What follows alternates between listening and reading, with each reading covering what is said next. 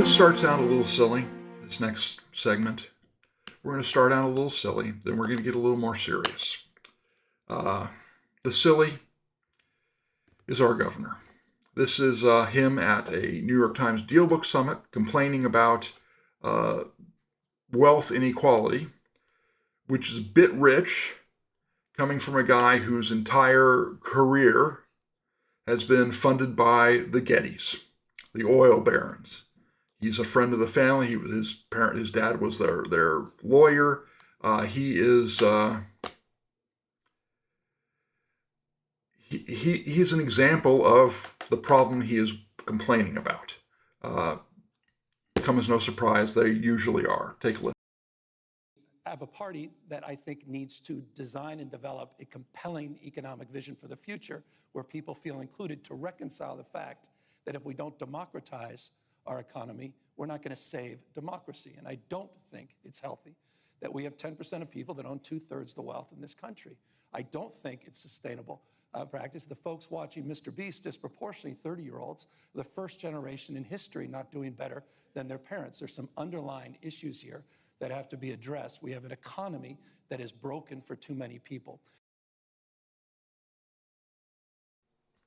And frankly, it's your fault.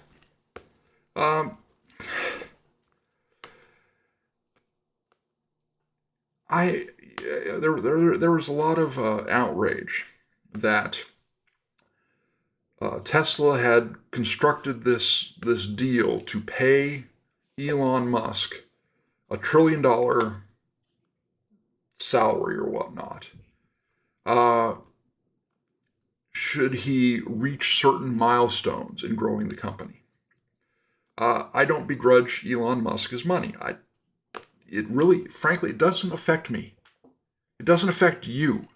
It doesn't affect Gavin Newsom as much as, Elon's moved the company headquarters to Texas because Gavin Newsom was trying to, screw him here for more money. But it's the $1 trillion for Musk. Frankly, if he meets those milestones, he probably deserves it. I'm not sure they're attainable. I think, if I recall correctly, he has to increase the market value of Tesla to $8.25 trillion, and it's like at 1 now. So he has to increase that by 8-fold. He has to have a couple million self-driving taxis in major metropolitan areas, which I think is a good thing. My parents are getting to the age, and my parents have friends, who are in these assisted living facilities, and they spend a lot of money on Ubers because they can't drive anymore. If they want to get around, it's an Uber. And those aren't always safe.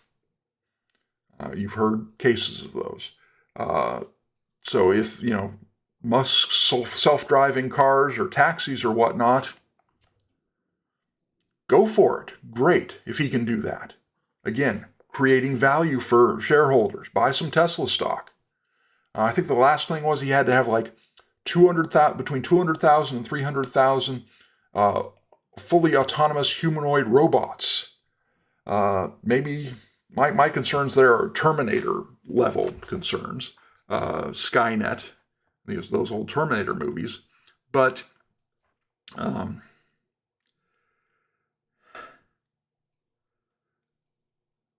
Musk has made things better.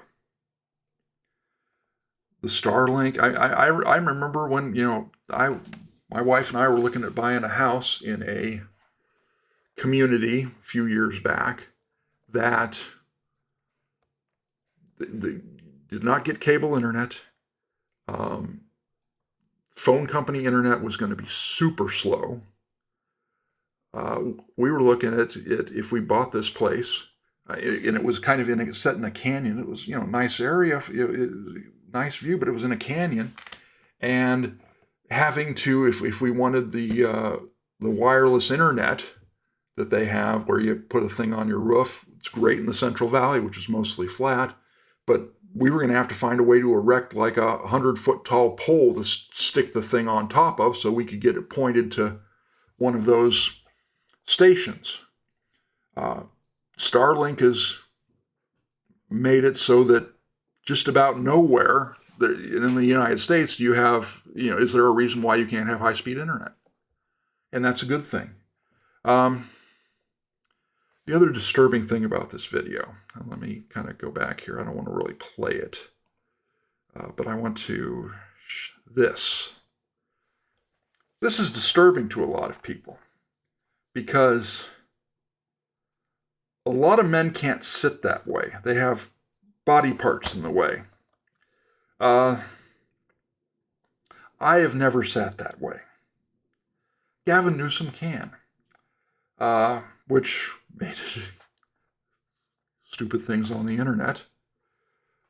People pointed this out. This is not a way that men typically sit.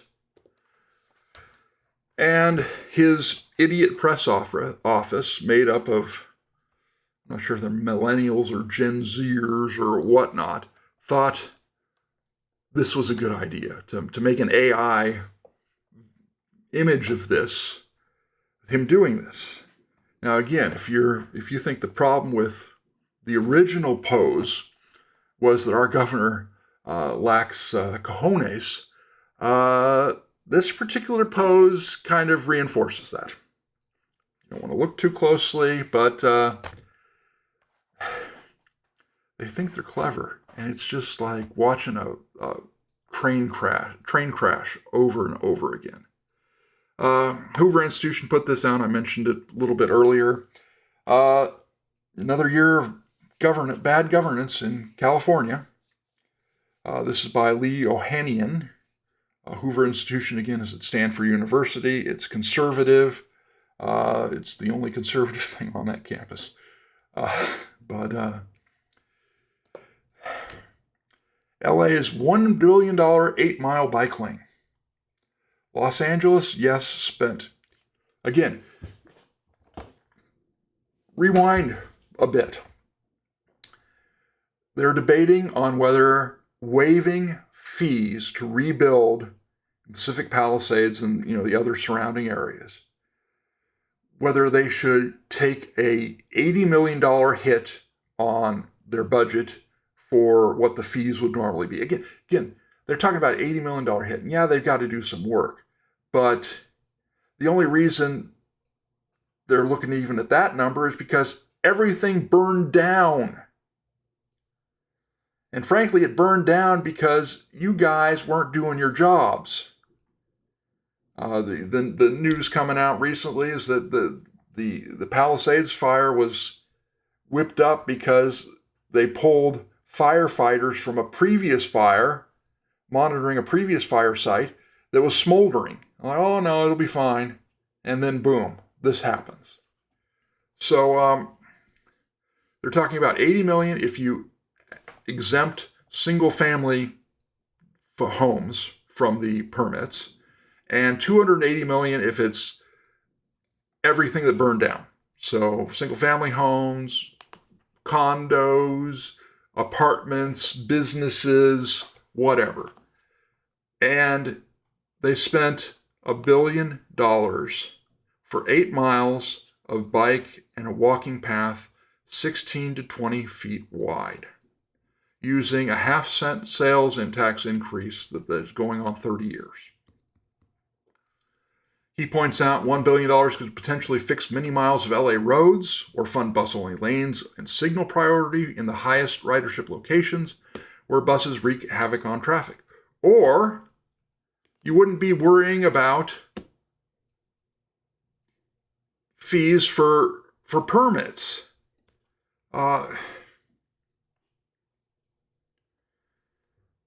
You voted for it, you've got it good and hard, haven't you?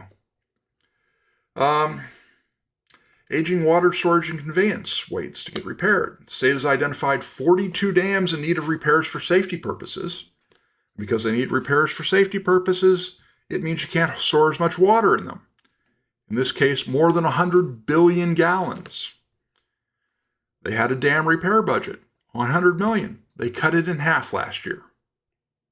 Again, why'd they cut it in half? Well, because probably DEI crap, but there's tons of stuff that's wasted here. It's an absolute joke. The last systemic review of deferred maintenance on state infrastructure identified upgrades totaling $70 billion, but that was 6 years ago. So we got problems. This is California, and these aren't the only problems we got. I give you Rep. Kevin Kiley speaking on the floor of the House. This is great. This is great. Oh boy, we are so dang stupid. Mr. Speaker, I rise to present some truly bewildering and completely unacceptable news out of my state, the state of California.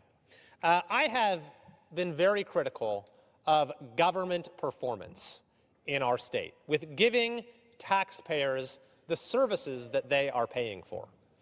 And this latest example makes that point very, very clearly. For the last 6 or so years, Californians have been paying an extra fee on their phone service. This was due to legislation enacted by the legislature and signed into law by the governor. So all of these fees were collected for the purpose of creating a next generation 911 system, which honestly is something that we need. The system is quite outdated and antiquated and not up to the task of serving the many different kinds of emergencies that we get in California. So for the last 6 years, these extra fees paid for by California taxpayers, which are in addition to the state budget itself going up over 50% during that time period, these fees were used to build out this new 911 system. The state spent $450 million building out this 911 system. Well, just last week, it was announced that after spending all of this money, the state is scrapping the entire project because the technology does not work. It is absolutely beyond belief. The $450 million that Californians have been paying on their phone bill was absolutely, completely squandered, wasted by the state, which not only wasted all of that money, but has now left Californians with an inadequate 911 system because they need to start over from square A. This, Mr. Speaker, is an example of how the failures in Sacramento that have degraded the quality of life for people throughout our state are not a matter of Democrat versus Republican, but simply a matter of competence, of basic government performance, of serving the people of our state, as opposed to serving other agendas. So I hope that this latest debacle will be a wake-up call to demand the sort of accountability that our taxpayers are entitled to in California, and for the way the government in Sacramento is run to be completely revisited, to be reoriented in a way that is based on performance, that is based on competence, that draws upon the best practices of the private sector, and that ultimately is geared towards citizen service rather than the other interests and agendas that too often prevail at our capital.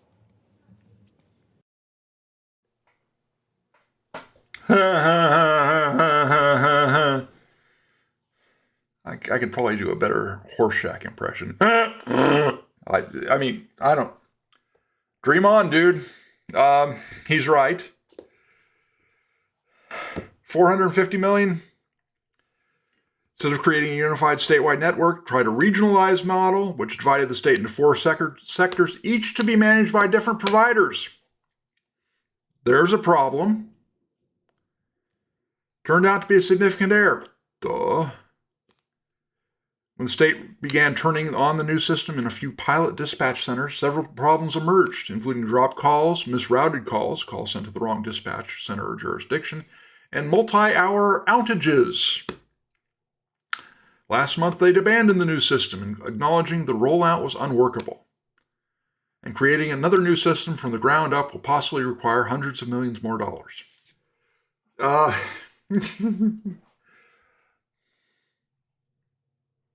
We're spending $1 billion on a railroad to nowhere.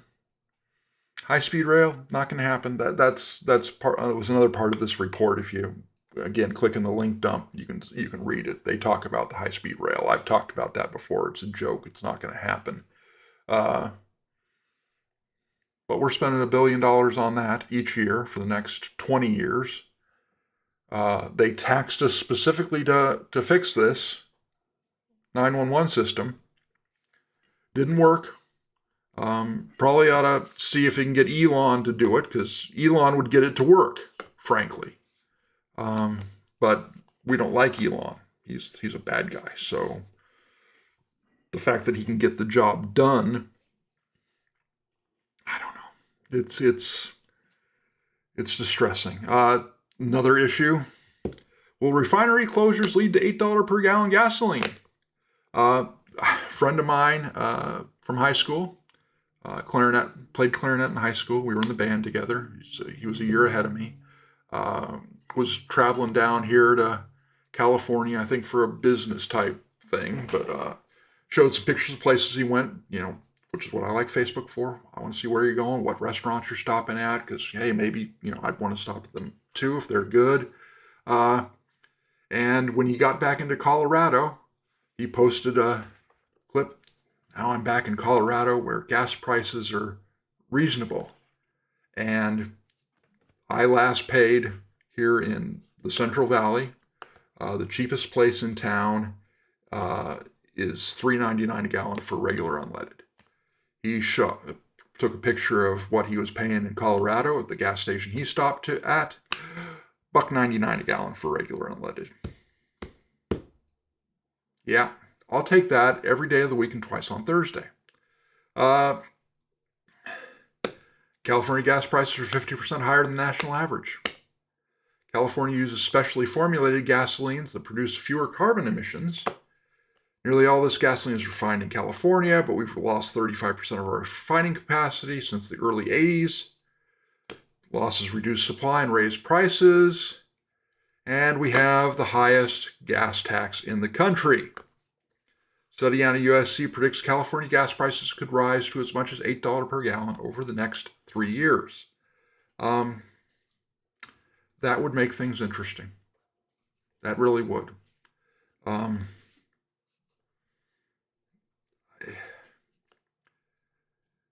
That would require, if gas prices got to $8 a gallon in the in California, and it's $2 a gallon across the border in Arizona and Nevada and Oregon, then I suspect that either Democrats will get run out of this state on a rail, or they will suddenly discover that they care a little bit about affordability and about the poor in this state, rather than this fake climate crisis that's never going to come. Newsom says it's price gouging, but they created a division of petroleum market oversight, and its first report found no convincing evidence of price gouging. Moreover, the report acknowledged that some refiners are only marginally profitable because of the high cost of doing business in California. Key reason why refiners have been closing over time is because of high operating costs, including regulatory costs, and because of the incentives offered by the state to produce biofuels instead of refined oil.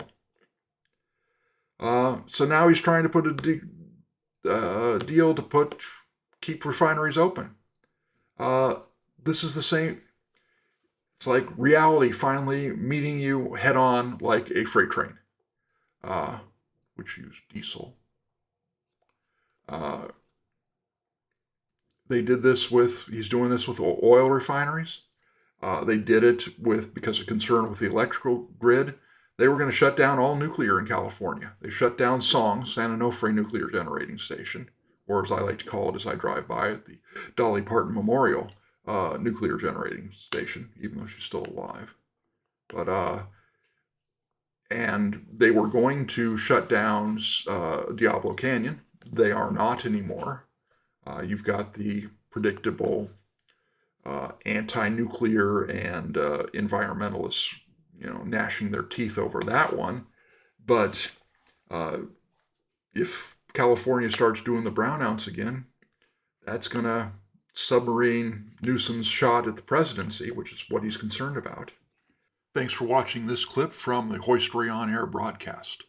I encourage you to follow me on Substack, Twitter, Facebook, and YouTube. I want to thank you for your support, and please feel free to watch another video or 2 or 3.